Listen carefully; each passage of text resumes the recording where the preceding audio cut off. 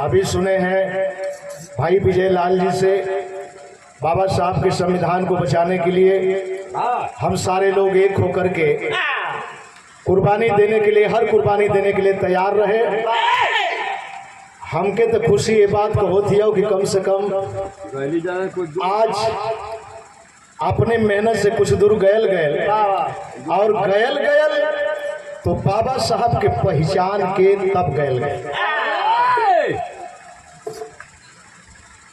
बाबा साहब का पहचान कम से कम हर लोगों के दिल दिमाग में आ गई। फिर भी वही छूती आवाज जो हुए ना बुझे को अब वही ना बुझत हुए, वही रतिया के अंगुरिया तोड़ी देते, हथवा तोड़ देते हुए।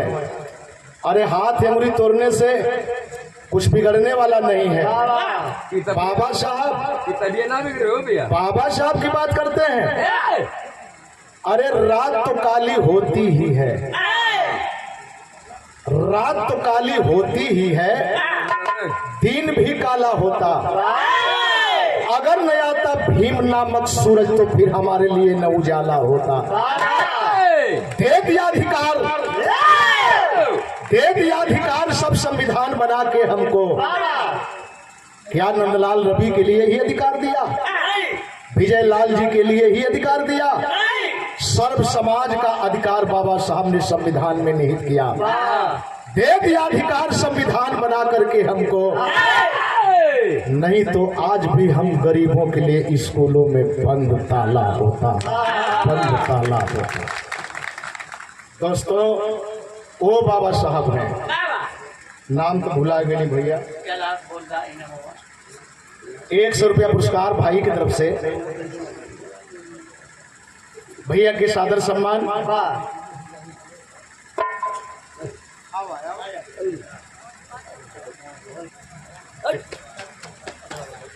रमेश कुमार साहबदीनपुर मुसाफिर कवि जी, स्वर्गीय हमारे बड़े भाई बेचन राजभर के साथ में रहे। कभी कभी बिरहा भी लिख करके हमको भी देते थे, उनको भी देते थे।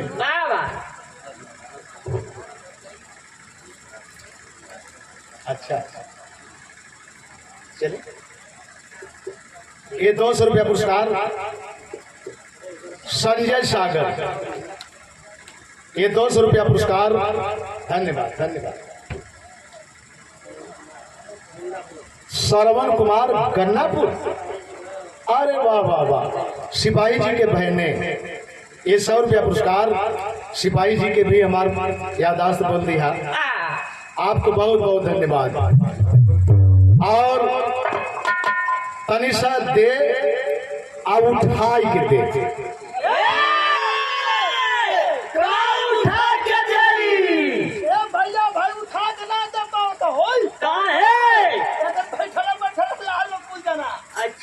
अच्छा तब बैठल देव, बाकी देव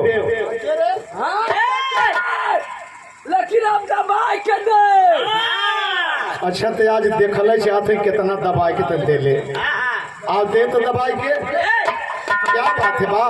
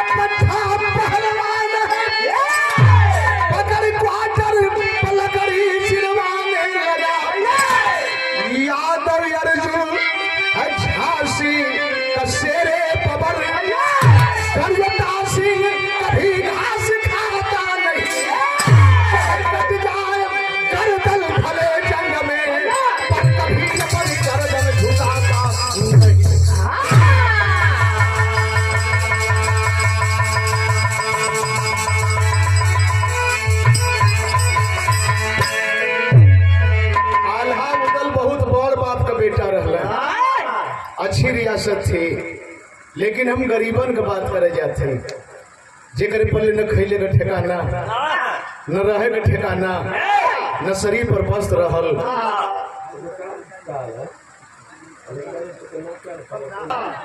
जब आल्हा उदल के ना बुझल तो तोहल लोग के का बुझी। हाँ, धरी पटकी तो पता नहीं कहाँ तोड़ी।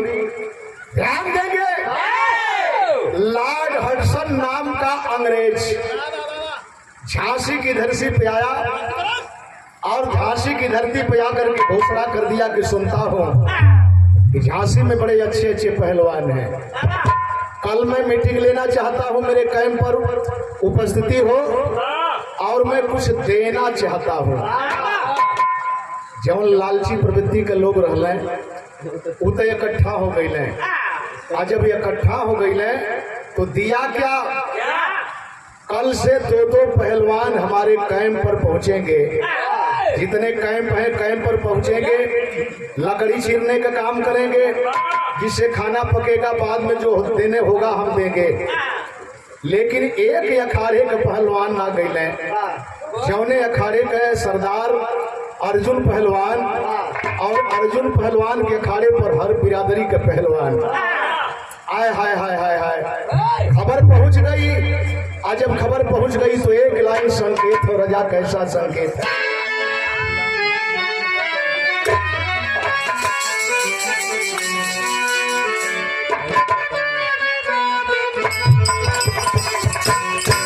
अरे सज के मेरा जनाजा, अरे सज के मेरा जनाजा,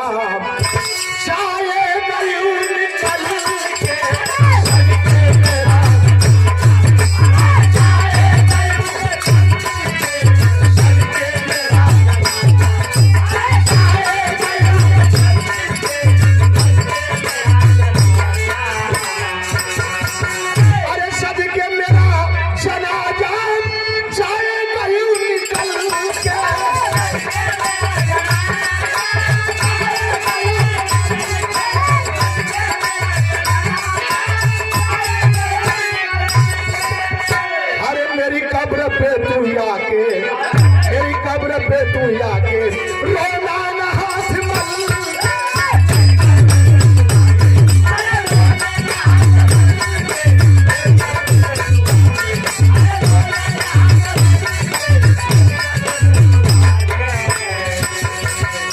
परम आदरणीय राजकुमार, अरे शेरे वतन के राही, शेरे वतन के राही, चलते संभल संभल।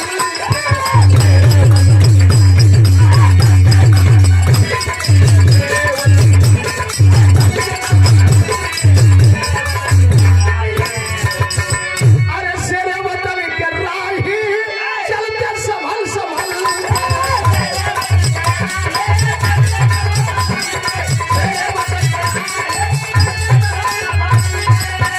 अरे मंजिल मिले या मुक्ति, अरे मंजिल मिले या मुक्ति, रास्ता नहीं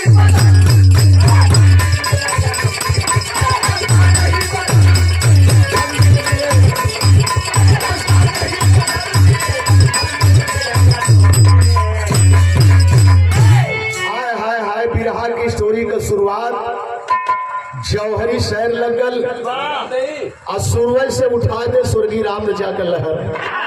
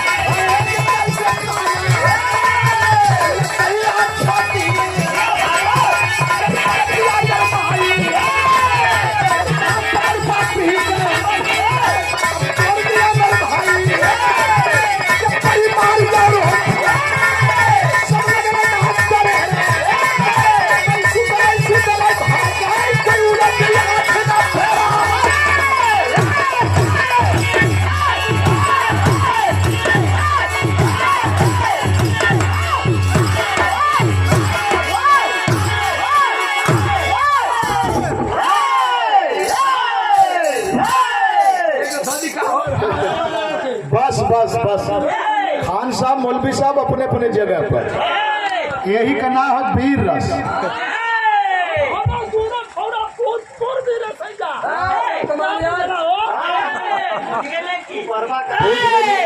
ये दोनों साले झुक नहीं सकते। लहा देलस ने, मौका पा के लहा देलस। तो बोला देला हाउए सार आ दोनों बहनोयन के सार बनावत हो, दोनों साले झुक नहीं सकते। तो बढ़िया मौका का फायदा उठा लेलस, लेकिन अपने बहनोयन किन फायदा उठौलस, बहनियन किन फायदा मत उठाइए। देखो हवा मत खींच सारे गोड़वा मत धर। हाँ, जब बहनोयन के साले कहत हुए, अब गोड़वा मत धर, गोड़वा मत धर, लम्बे रह। सच्चाई है, बता दें, आप लोग विश्वास न करबा, भाई हाल हाल में एक घटना घटल है। एक दिन प्रोग्राम में ना आयल, हम कहीं कहा ना आइला भैया, कहत कि ना जानत हुआ जीजा हमरे साढ़ू के भाई मर गल है करीब बहन किच्चे। हम कहीं जाए थे भला साढ़ू के ना करिए उले, बढ़िया आदमी है। आवा आवा लड़का खोजे जात हुआ, लड़का खोजे, इतना बढ़िया बढ़िया हस्ती जुटल है। आवा बैठा बैठा, लड़का चाहिए तो हमसे कह चाहिए, अगुवाई हम करती है सब।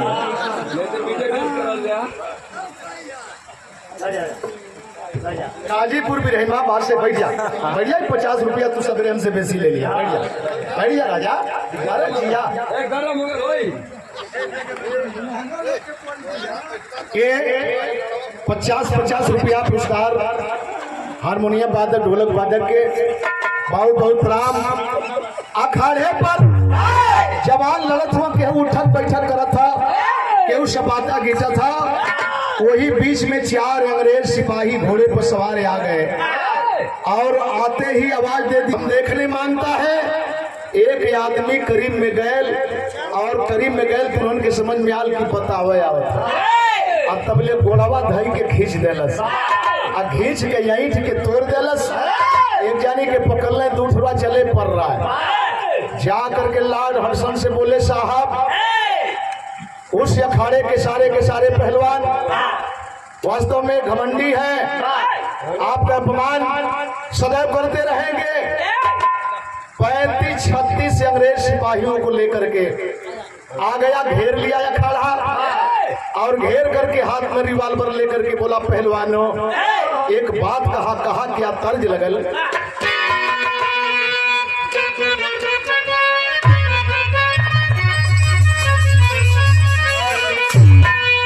गज भर के गुजरिया गजब कर हो, जब पजर बोलाई अब तब कर हो। गज भर के गुजरिया गजब कर हो,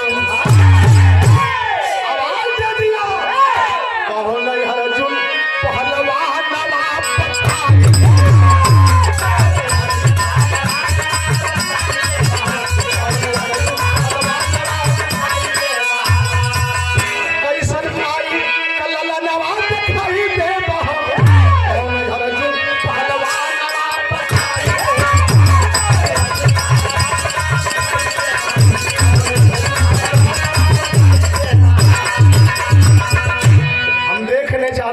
इसमें से अर्जुन पहलवान है कौन।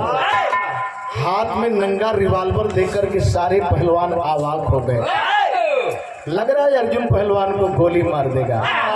मैंने कहा ना कि समता है, समता है बिहार के अंदर।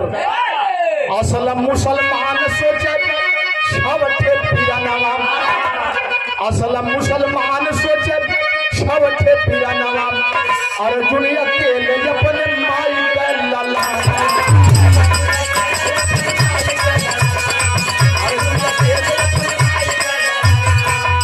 जान दे के इनकर जनवा बचाइए बहो।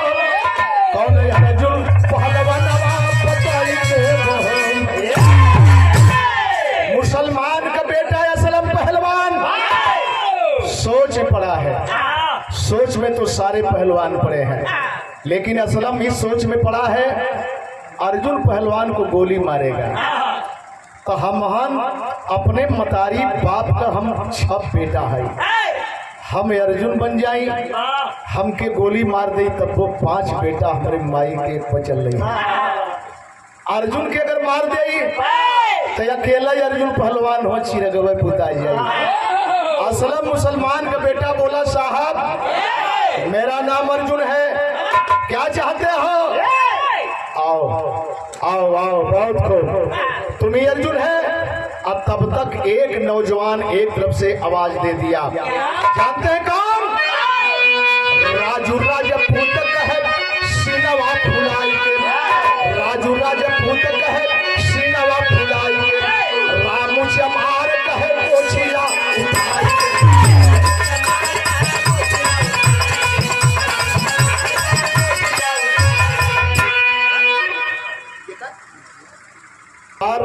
हमें कैसेट की दुनिया में संभालने का काम किया।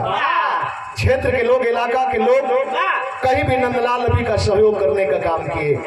बड़ी अच्छी बात लगी कि हम सब आप लोगों से हैं जा, आप लोग ना रहबा तो नंदलाल रवि के चाहे विजयलाल के अन्य कोई कलाकार के केहू कहाँ पूछत हो। बधाई के पात्र तो आप हैं। इतने ना राजू राजपूत बोला कि साहब मेरा नाम अर्जुन है, तबले रामू से मार गला हटा। साहब हमें बचाने के लिए ये तो राजू राजपूत है, आए हाय इधर से निगाह इधर, इधर से निगाह उधर, उधर से निगाह उधर। अब तबले एक थे पहलवान, राजभर समाज का शंभू पहलवान कलय अबे साला, पहचाना है अर्जुन को? अर्जुन मेरा नाम है। तबले एक थे कुशवाहा परिवार के कलश के रे अर्जुन के देखल ही ना हत चीन ही कहा से अर्जुन अर्जुन अर्जुन। अब तब तक एक थे पहलवान गरीब का बेटा ऐठत पैठत याल कहलस का, अरे पल्लू बस फोड़ कहे बासमती चीर दे, रोड पर है वाला पल्लू बस फोड़ कहे बासमती चीर दे, करी न दवाई काम पोरे पोरे।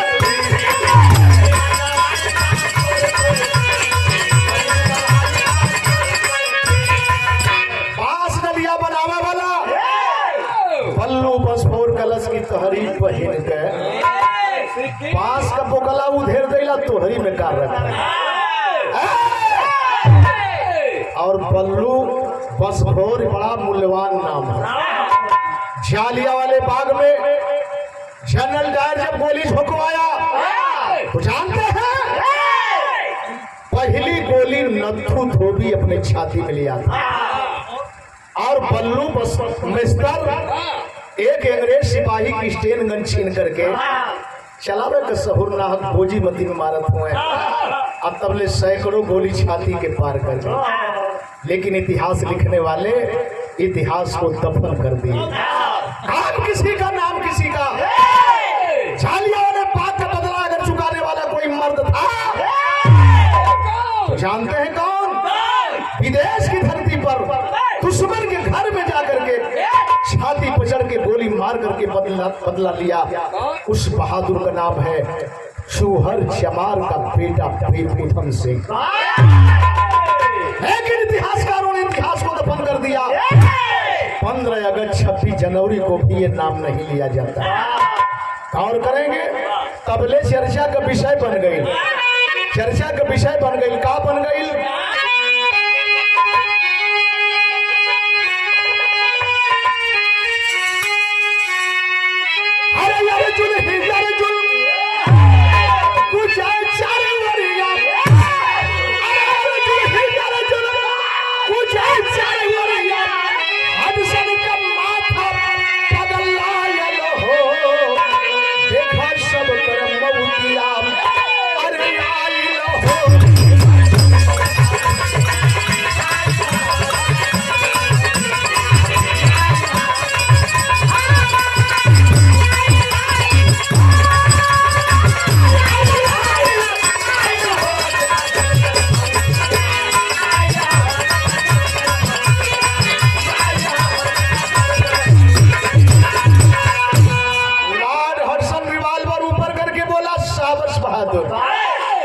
वास्तव में पागल हो।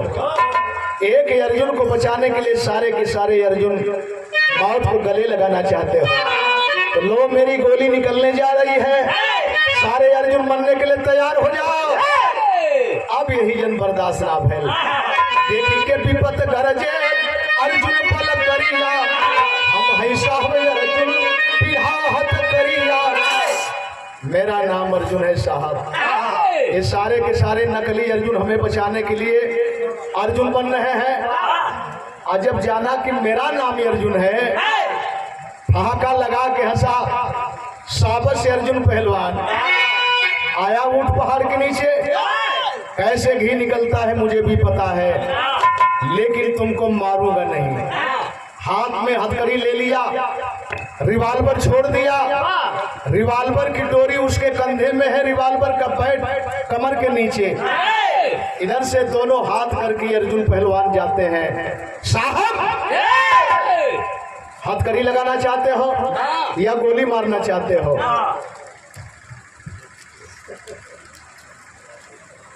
अपने ही भाई पा गए और बहुजन हिताय बहुजन सुखाय तथागत के हाथ से शुरू है, जिसको बाबा साहब ने अपनाया और संजोग से कि अपने ही समाज के लोग इस चुनाव चिन्ह को पा गए।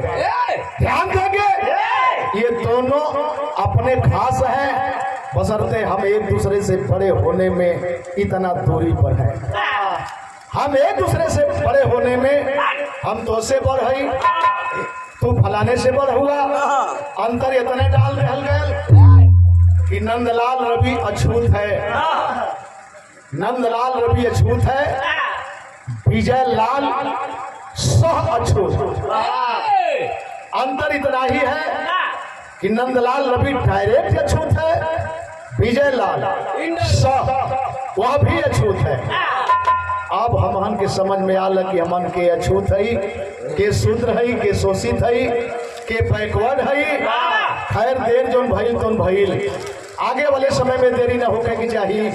हाय देखा चवही करीब में पहुंचा लाड हडसन, हथकड़ी लगाने की सोच रहा है, अपने लोगों को दिखाऊंगा। और तब तक जवान कैले का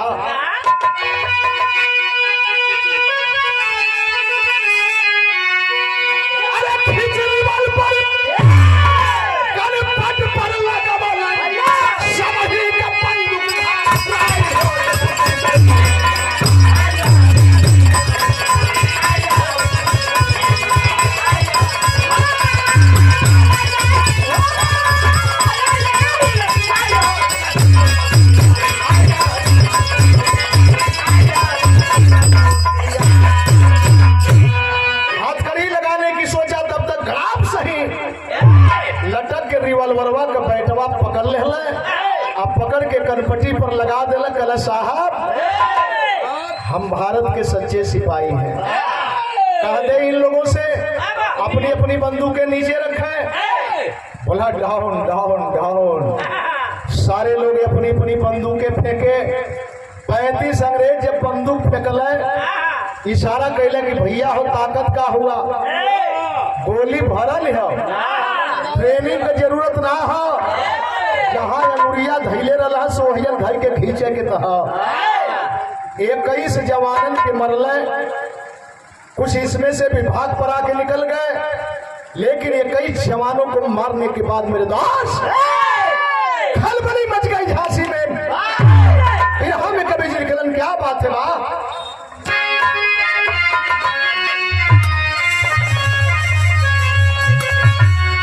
बहुत बढ़िया कलाकार और प्रवक्ता हमारे भाई विजय लाल जी के परम शिष्य हो तो ऐसा स्नेह बराहार और डॉक्टर भी है, प्रोफेसर भी है, अच्छी गायकी भी है। बहुत बहुत धन्यवाद देते हैं भाई अवधेश भारती को, आपके विद्वता को नमस्कार करते हैं, सलाम करते हैं। क्या बात है।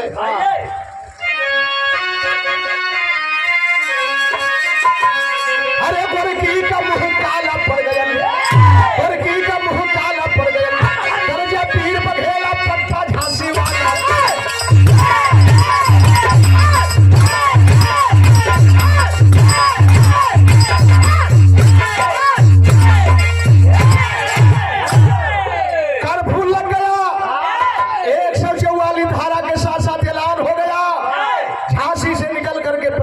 भागने न पावे।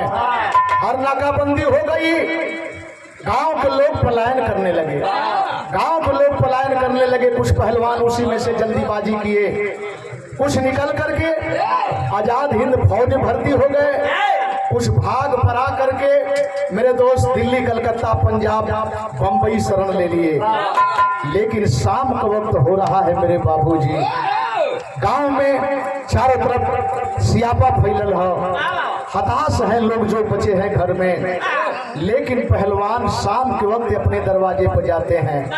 पहलवान का बीवी 3 महीना का बच्चा लेके खड़ी है दरवाजे पर, रो रही है, एक बात कहती है, तर्ज लगल, कैसन तर्ज लगल।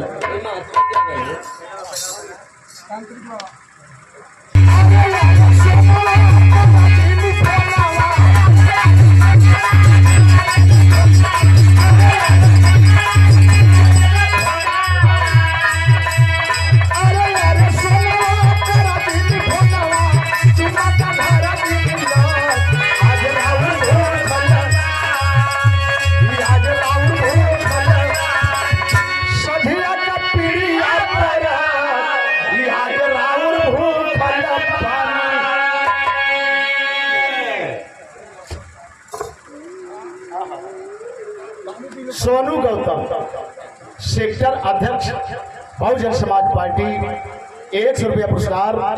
जय भीम, जय भारत, नमो बुद्धाय, जय समाजवाद। जय सिंह बठना, ये 100 रुपया पुरस्कार भैया का हार्दिक स्नेह।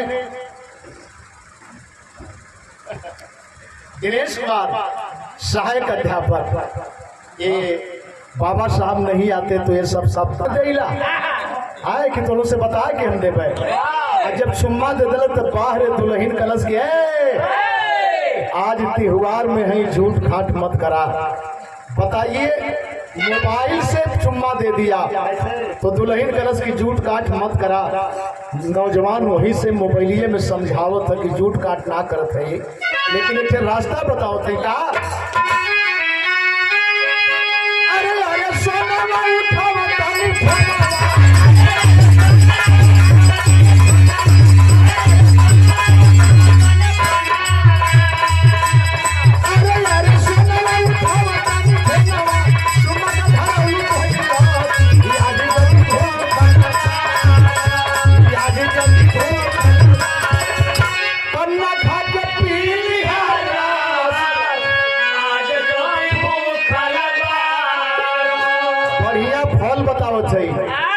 यही के खाए के उबाल के चाहे कच्चे खाए के पारण कैली हा।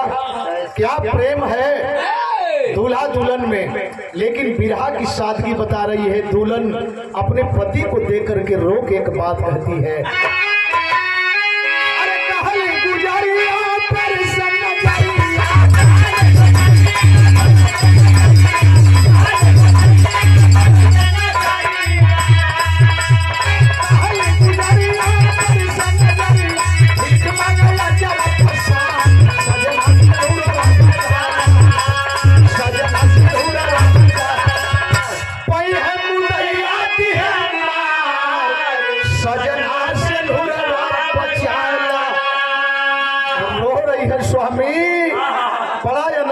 स्वामी बड़ा अनर्थ हो गयल। ठीक ना भयल स्वामी, ठीक ना भयल। लेकिन आप कहीं भाग के जान बचाला। अगर आप जिंदा रहबा, सही सलामत रहबा, हम सदैव के लिए सुहागन रहब। आए है जब ये बात सुन ले तो रोवत हुए। कल दुल्हन जवानी के जोश में मर्यादा के पाए के बर्दाश्त ना भयल, कोनो गलती तो ना कैली। लेकिन एक बात बताई, हम तो भाग के जान बचा ले, लेकिन हमारे 3 महीना के मुन्ना का हाल होई।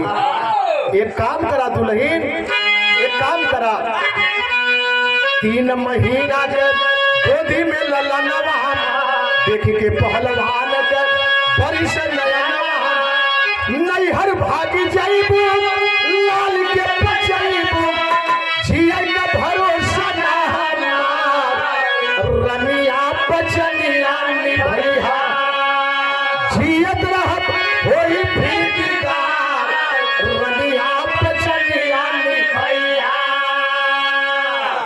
हम भाग जाते, लेकिन बचंदा हमसे पहले तू ही घर के छोड़बो। ए बदे कि हमरे कुल का एक चिराग है, ये चिराग के बचावा दुल्हन, ये चिराग के बचावा। कहाँ जाई? कहला कि तू अपने मायके चल जा, हम कहीं भाग के जिंदगी बचा लेते ही। देखे अपने सामने अपने पत्नी को अपने घर से भगाते हैं, कोई जानने न पावे। दुल्हन पत्नी भाग गई, अपने मायके में है, और पहलवान कैले का पहलवान भाग गईले बम्बई शहरी आयल फैक्ट्री में पाई गईले नौकरी। बम्बई गए, तेल कारखाने में वॉचमैन की नौकरी मिल गई। आज जब वॉचमैन की नौकरी मिल गई, वॉचमैनी करने लगे। 10 दिन बीता, बगल में एक पंजाबी सिख सरदार इस हकीकत को कैसे जान गया। आज जब जान गया तो बोला, पहलवान झांसी के भगोड़े हो ना? बोला हाँ भैया। हाँ सरदार जी, कहा सुनो, अगर जिंदगी जीना चाहते हो, अगर जिंदगी जीना चाहते हो तो मेरी बेटी प्रीतम कौर से शादी कर लो। अब प्रीतम कौर से शादी कर लोगे, जो भी कुछ कमी होगी मैं देने के लिए तैयार हूं। अब तो घर जा पाओगे नहीं, हरता क्या न करता, ना बतौल एको बेर की हमार बियाह भयल हो। अगर बता दे तो हो सकला वो जन दिक्कत हो जाए। शादी कर है प्रीतम कौर से। शादी कैले के 21 साल बाद एक लड़का एजेंट पैदा भयल, जौने का नाम रखल गल मोहर सिंह सरदार। ननियौरे में लड़का हो, जौने लड़का का नाम मलखान, और बम्बई में लड़का का नाम मोहर सिंह सरदार। रुपया कमाए, आस्ते से चोरी से भेज दे, कोई जाने न पावे। लेकिन 15 वर्ष के बाद जब भैल ना बर्दाश्त भैलो भैया, ना बर्दाश्त भैल के उसे चिट्ठी लिखवावत हुए, और चिट्ठी में लिखवावत होने एक भाव दिलन लिखवले का। वीरेंद्र राम दुर्गुशी के माटी से एपी से पुरस्कार भैया का हार्दिक स्वागत करते हैं। का लिखवले,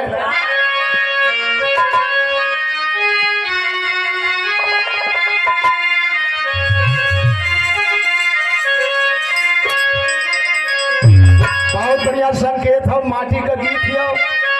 तोहर के चढ़ाई पर मैया, तोहर के चढ़ाई पर मैया, रोहुआ मछारिया और मल्हार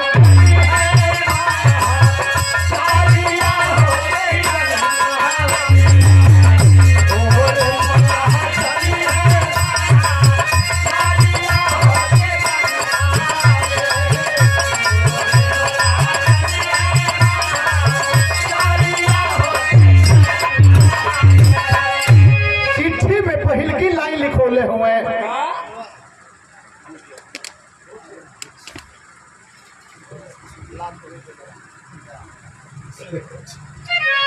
हम भजाई वरिया ना जा लोगों। अरे जब हम गावत है तो हरिया भजाला, जब वो गावत हो तो हरिया भजाला। बहुत बहुत, और हम समझते हैं कि हम आने बदे भजावत हो लोगों। भैया नाराज मत भैया, आपन होगा अन्यथा मत लिया बात के। पहल के लाइन लिखो ले, फंस गईली आके नहीं, फंस गईली आके नहीं, आई पे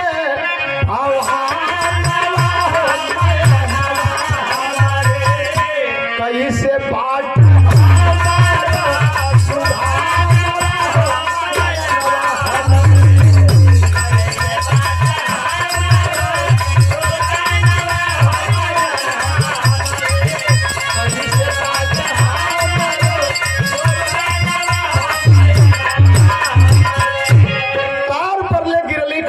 अटकली दुल्हन, खजूर पर अटकली इतना ना, फिर सब बदल के हम, फिर सब बदल के हम करिला पल्ला। एक बेर देखा दे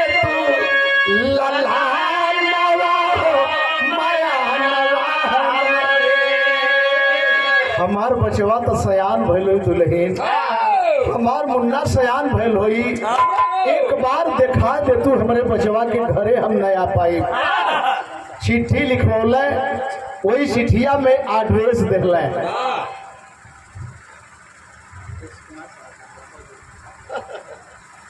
मुकेश कुमार सहायक अध्यापक, दुर्गुसी की धरती से 200 रुपये पुरस्कार। बहुत बहुत प्रणाम करते हैं, आप सारे लोग का सादर सम्मान करते हैं। गौर करेंगे, आज चिट्ठी पढ़ते कोई अपने खास आदमी से पढ़वावत यही, आज जब असलियत के जनली तो घरे भागल यही, कहली मुन्ना अपने पापा से मिलल चाहत हुआ, अपने बाप के देखल चाहत हुआ। लड़का धधाय कलश की माई, कहाँ हुए हमार बाबू, माई कहाँ हुए हमार बाबू। कलश अच्छा तो एक काम हो कि इतने पर रुक जो बेटा, कोई जान न पावे। ढोड़ी सतुआ का गठरी बनौली, वो चिट्ठी देहली, लड़का ट्रेन पकड़लस आ ट्रेन पकड़ के चल देलस, लेकिन गयल कहा मलखान बम्बे चला हर साई, भी मंडी में दंगल देख के रुक गई भाई। मोहर सिंह पर राखल 5,000 के इनाम, कोई नाही पकड़े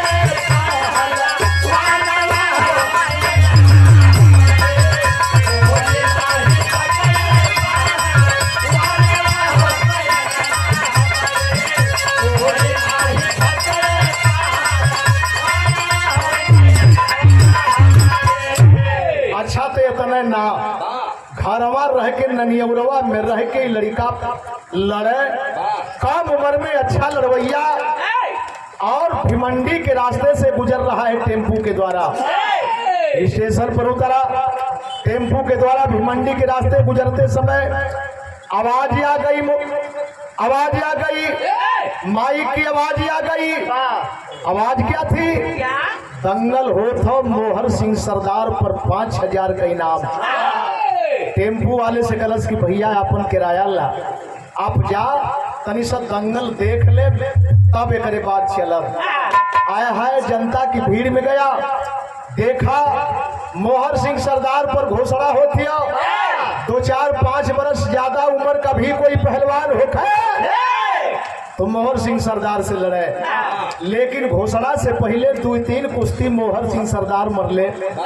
ओकर कुश्ती देख के लोग दंग हो गल हुए, केहू का हिम्मत ना पड़े, कैसे बाजल जा, कहीं दाव पर चढ़ा के पटक दे तो बात बिगड़ जाई। इतना ना, लड़का देखत देखत ना बर्दाश्त कैलक,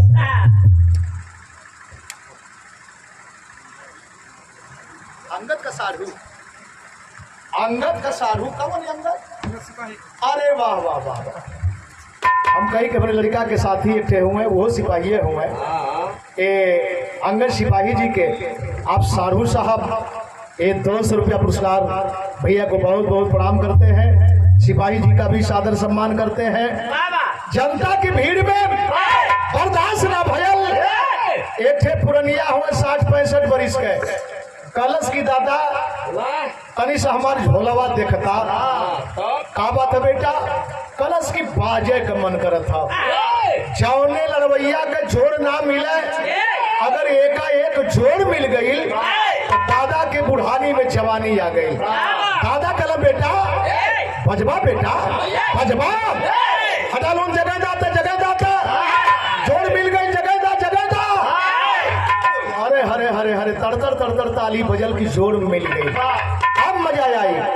अखाड़े बगैल हाथ मिलौलस, नाम लिखा के नीचे आयल, और जब नीचे आयल पता चल कि यूपी कहा, तो यूपी बिहार का संख्या काफी हो गई। बम्बई में बिहार के लोग होकर, चाहे उत्तर प्रदेश के सबई के भैया कहल जाला, बिहारी कहल जाला। जनता का भीड़ बा, लेकिन जब निगोटा जंघिया पहिर की चढ़ल, जब रेफरी हाथ मिलावे लगल तो रेफरी का कमवा के करत था। गौर करेंगे, एक लाइन तर्ज का नमूना लगल,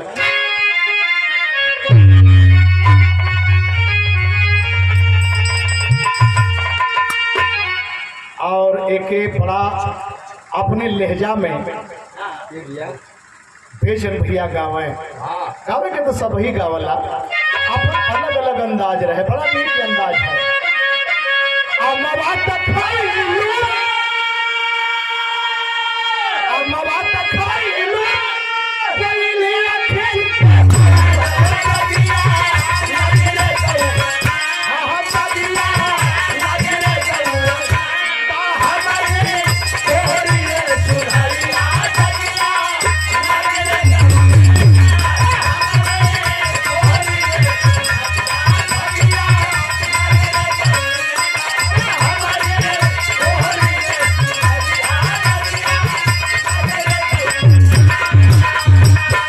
रेफरी का काम के करत हो, रेफरी बनल बाटे, अरे जुल्फा हलवा लगावैया,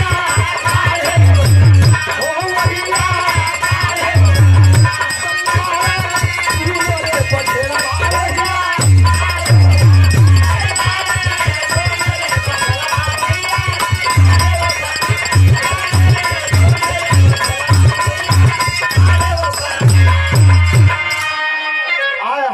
सरदार के भेष में बड़ी पगड़ी है, दाढ़ी बार बढ़ा है, केश गंगा कंगन है, कड़ा है, हाथ पकड़ के दोनों का हाथ जब एक में धरौले और जब दोनों लड़का लड़े लगल काला जंग ढेकुली मारल मुलतानी तर तर शरीर से छुअला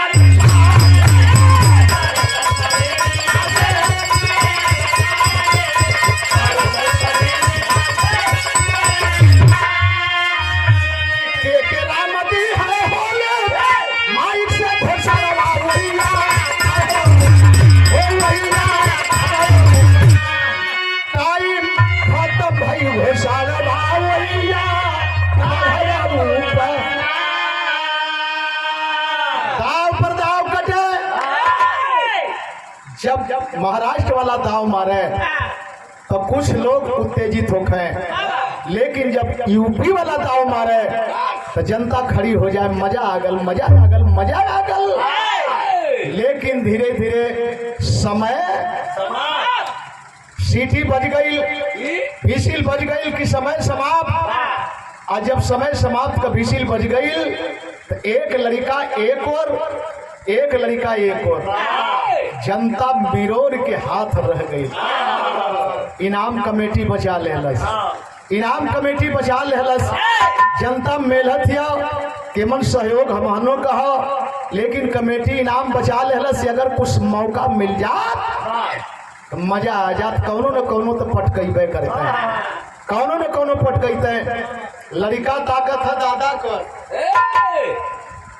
यो ताको तोरी को दुल्लापुर दामोदरपुर, दुल्लापुर की धरती से आप परम माधुरी माननीय सुनील मास्टर साहब ये 200 रुपया पुरस्कार स्नेह बड़ा हार बहुत बहुत प्रणाम करते हैं आप सारे लोगों को। एमन जे सूत गल है तनि मनी एहू लोगन के हमारे प्रणाम हो, कैसे कि बिरहा के सादगी है लोग बता पाई है।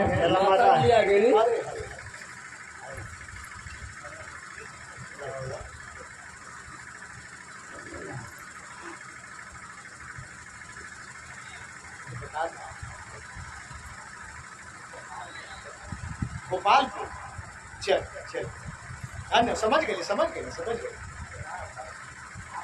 अरे हर जगह तोहरे में हम जाइला, हर जगह जहाँ लोग पूछ देला अब वहीं तो रहली है रसड़ा में 6 तरीकिया किया। हाँ चल चल चल माता जी, ये समाज ऐसा है कि बड़ा कदर कैलस भाई, बहुत कदर कैलस।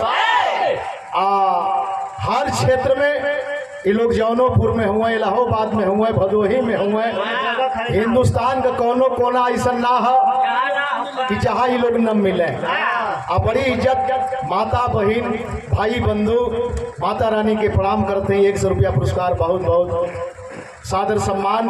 लेकिन बात वही का लड़का ताकत है दादा कुंवर, आ दादा इशारा कैला कि बेटा ताकत हुए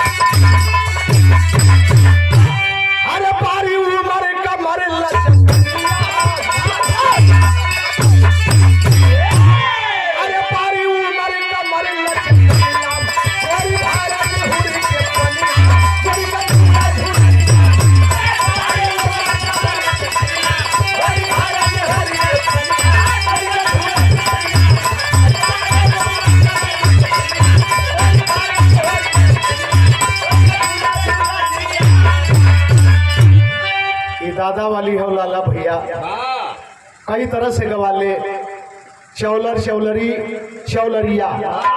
ये 50 या पुरस्कार लाला भाई कुतुपुर मोड़ भैया के हार्दिक स्नेह। लेकिन हुआ क्या, अरे ठोकर ताल जंगल में,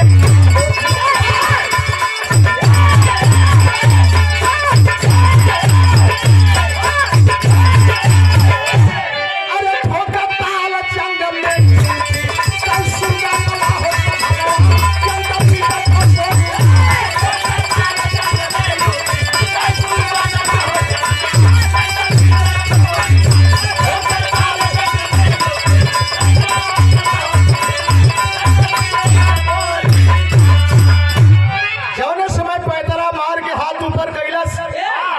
समय बढ़ावल जा। अब तक इलाका उत्तर प्रदेश बिहार के लोग तड़तड़ाए की ताली बजौला की कहा देखत हुआ, लड़ाई की नमवा दे दा। अरे कौनो तो पटकी कौनो तो पटकाई, दोनों नीक हुए, दोनों नीक हुए।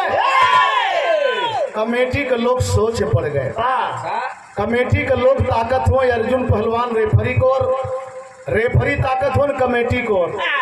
कैसे ताकत हुवन,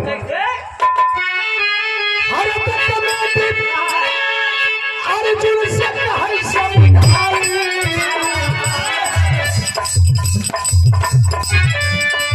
कुश्ती आ जाई के बछड़ा,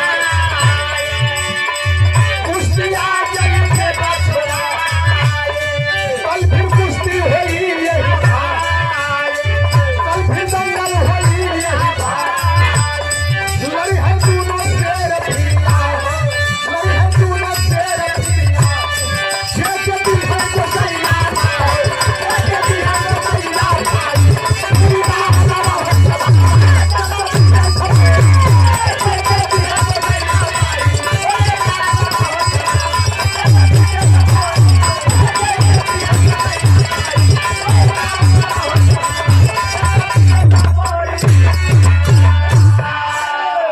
कमेटी के लोग कहले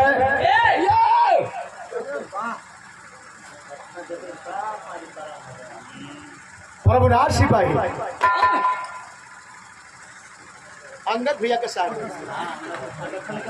बहादुर के साथ आ गए तो खबर बहनों हुए सार कहबा ते अपने के दोष लगी।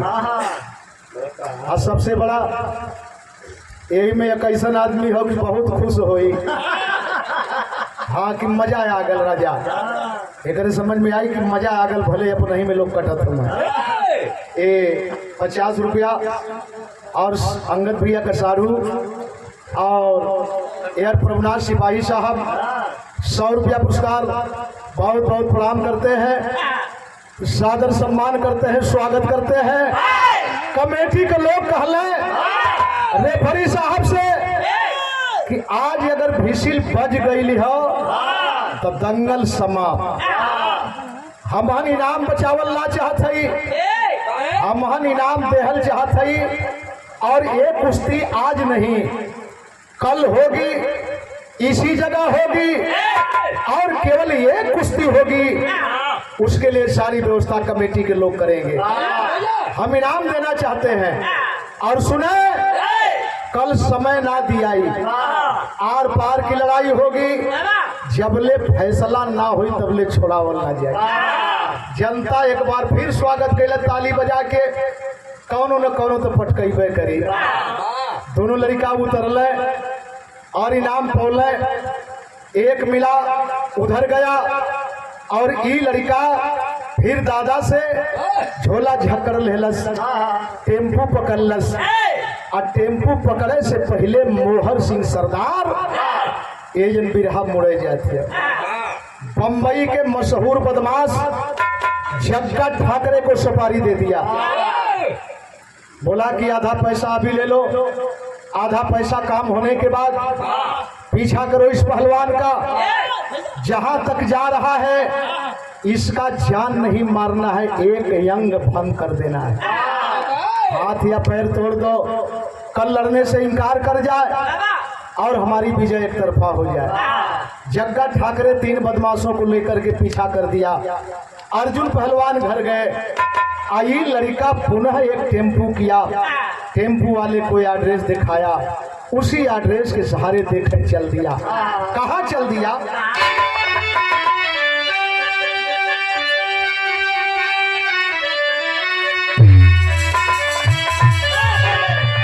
अरे पता पूछते पहुँचल बच्चा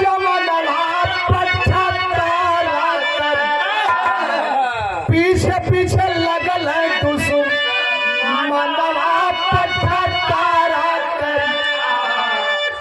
आय हाय हाय हाय। लड़का टेम्पू के सहारे पहुंच गया खोली पर। अब वही अर्जुन पहलवान अपने खोली पर पहुंच के कपड़ा निकाल के खूंटी पर टांगत हुए, चरपाई गिरा के बैठत हो। तबले टेम्पू दरवाजे पर टेम्पू वाला बताया कि भैया अर्जुन पहलवान का खोली ई है। अंदर घुसा, देख के अर्जुन पहलवान खोली पलिए बैठाई हो। कहावा के तू रहवैया बचवा ई हवा कैसे कैला आई हो। अरे पिता मोर है अर्जुन पहलवान 15 बरिस से तरसत नया नवाब। अर्जुन पहलवान जब देखले अरुण कम हो गए, कहीं से कम हो गए। हेलो, हाँ। अर्जुन पहलवान जब देखले अपने खोली पर आवाक हो गए। अब वही तो लड़का के लड़ौली है, ये हमारे खोली पर देख के अर्जुन पहलवान घबरा गई। कैसे बेटा हमरे खोली पर कैसे अला? कलश की बाबूजी देख के अर्जुन पहलवान तब कहन लगे समझाई हो। कैसे अला बचवा कैसे बाटी तुहरी माई हो। चिट्ठिया निकाल के थमा दिलस कलश की हमारे बाप का नाम है अर्जुन पहलवान। ए उस्ताद आपो नामी पहलवान हुआ, बड़े बड़े दंगल में आप जाला, कहीं न कहीं अर्जुन पहलवान आपसे जरूर मिलल हुई है। आज भी बात सुन ले, नाम बर्दाश्त भैल। अरे कैसे बाटी तारा मोरी माया नवाब पट्टा तारा कर। अब कैसे अइला बम्बई में सुगनवा पट्टा तारा कर। चौचक अखबार में धैले हचक हचक रोथन मुन्ना हमार बेटा कैसे कैसे इलाह बचवा कैसे कैसे इलाह। लड़का सोच पड़ गल, टेम्पू वाला तो चला गया, लड़का सोच पड़ गल। लड़का के छोड़ के आंसू पोछत हुए और आंसुए ना पोछत हुए। एक बात ना बर्दाश्त भइल, अखाड़े के सीन एजेंट्स कहे लगले। आ जानत हुआ का कहले है?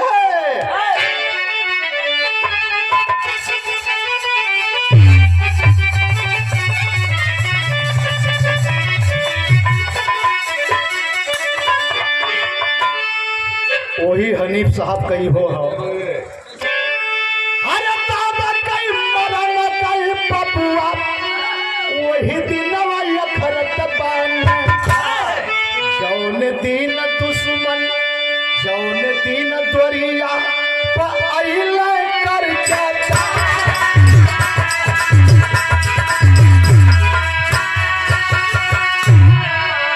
अरे माई के मरल कल कदम तही दिन अखरत बान। जौन दिन बिटिया जाली हो ससुरा।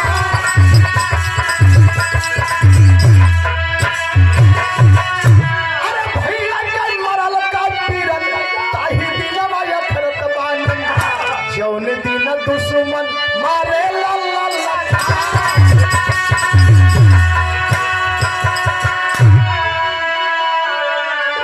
आय हाय हाय। आजमगढ़ में भी अच्छे कलाकार थे लोग। ये गाना और हल हो साथी बहती भुला थे ना, अच्छे कलाकार थे अल्लाह के। अपने गाजीपुर में, खानपुर में तो पूछना ही नहीं था हानिफ चचा को, लेकिन लड़का के देख के एक बात रहले, हाँ बीपर संपत रहले। कहे खुदावा का रिश्ता ऐसा रिश्ता कौन नाही रे पचरल, जौन समय धैली हम हथवारे तो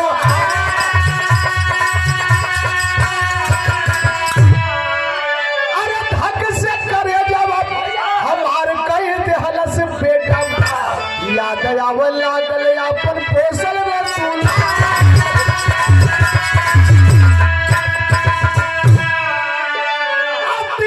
महीना के तोहरी उम्र याद रहल, वही समय छूट गल घरवा रे हम।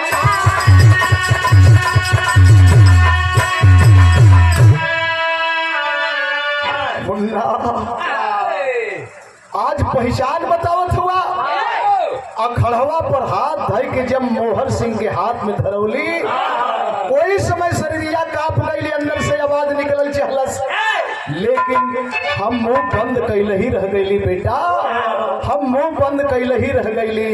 आय हाय लड़िकवा कहलस कि आप ही अर्जुन पहलवान हुआ, आप ही अर्जुन पहलवान हुआ। अरे फोटो त्योहार रखी के करली पूजनिया माई, कैसे बनी गईला बाबू सिंह का साला।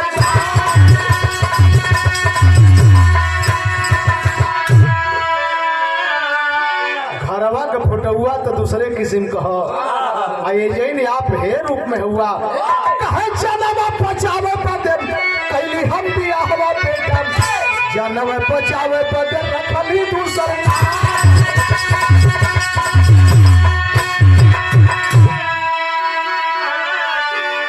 बेटा हाँ विपद का मारल यहाँ अली, यहाँ वहू से ज्यादा मजबूर हो गईली बेटा, शादी करे के पड़ गई। अरे इतने ना रहे लाल, इतने ना, आज तो बजबे कैला हर काल तू हवा कर जैसे लड़बा बेटा, सगर पीरनवा मोहर सिंह बात।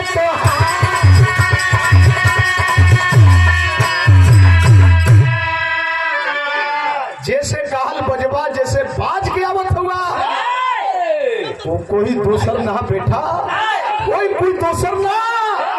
अरे तोर सगे भाई, हरे छोट भाई मोहर सिंह सरदार है।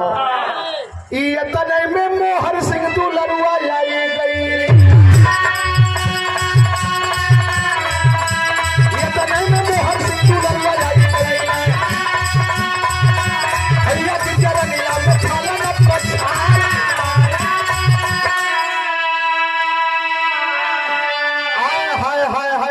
मोहर सिंह अपने खोली पर छुप करके इस बात को सुना, और जब हकीकत को मोहर सिंह जाना तो दौड़ करके भर अखबार पकड़ा, बोला भैया तनी सब विलम्ब कह दिले होता तो अनर्थ हो गल भैया, अनर्थ हो गए हो। अरे विजयी बने बजे रचली पलनवा, विजयी बने बजे रचली पलनवा, देखा है खड़ा बाबू जन का सरदार।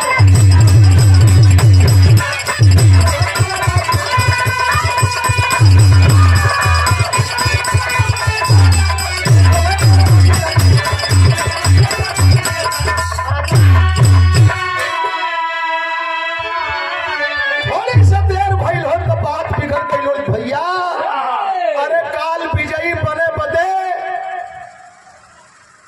बम्बई का मशहूर बदमाश जग्गा ठाकरे के सुपारी दे देखा हुआ, 3 साथी लेके पीछा करा था। जग्गा ठाकरे जब देखा तीनों को इकट्ठा तो घबरा रहा है, ये सुपारी दिया उसको मरवाने के लिए। ये तो तीनों का तीनों एक जगह हो, कहीं हम ही के मारे का प्लान बनाना। और तब तक जग्गा ठाकरे फरार होता है, अंदर से प्रीतम कौर सारी बात को सुनकर के बाहर निकल गई और निकल करके अर्जुन पहलवान को धिक्कारती है। आए हाय हाय हाय, गजब कठोर मर्दन का जात बोले हो। इतना पत्थर एक बात कहलस का प्रीतम कौर।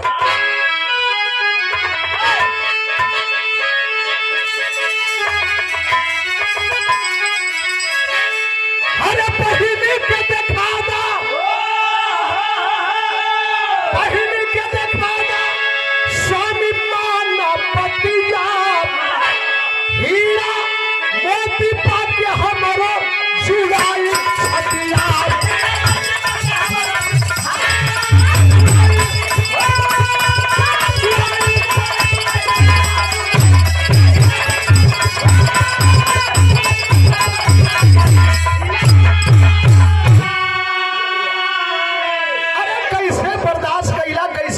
पियत रहला हो, कैसे अनाथ से बचत रहल, अनमोल हीरा के तना दीन अपने से दूर रख के कैसे शांत रहला स्वामी, कैसे शांत रहला।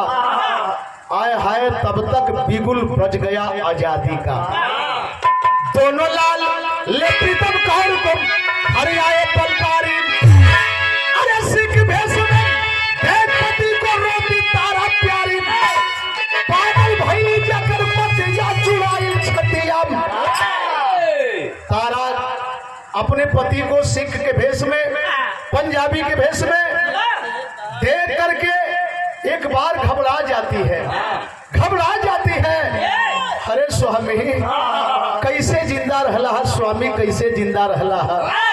आय हाय लेकिन हकीकत को जब जाने, हकीकत को जब तारा जाने, मेरे बाबूजी बगल में प्रीतम कौर खड़ी है।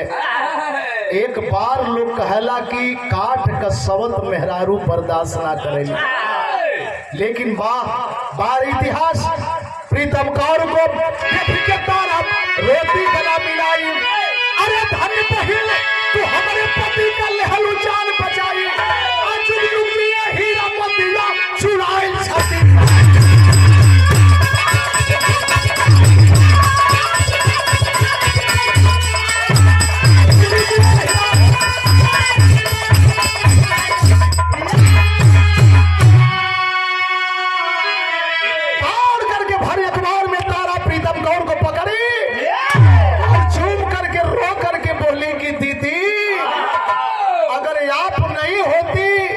तो शायद मैं कभी विधवा बन चुकी होती, लेकिन धन्य हो दीदी, हमसे ज्यादा अधिकार तो हार हा, एक घर का मलिकार बन के रहा।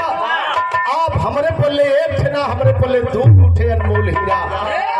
देश आजाद हुआ और झांसी की धरती पर पुनः अपना घर बसा। गुरु बिहारी गुरु गणेश गए, खत्म हुआ दस्तान। फिर